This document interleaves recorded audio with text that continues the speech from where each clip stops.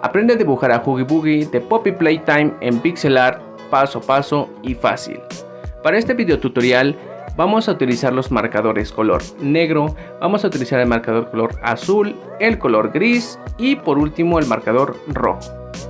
Aquí te dejo los números por si tienes los marcadores, y si no los tienes, aquí abajito en la descripción o en el primer comentario te dejo el link para que puedas adquirirlos. Bueno, mis pixels, continuamos.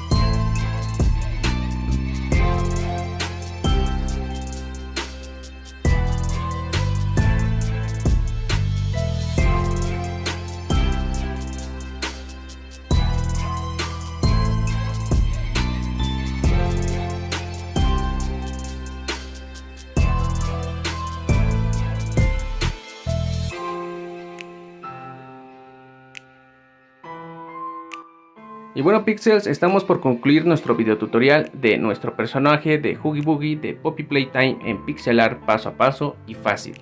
Sin más que decir, los invito a que se suscriban, le den like, compartan y bueno, los invito a ver mis otros videos. Chao.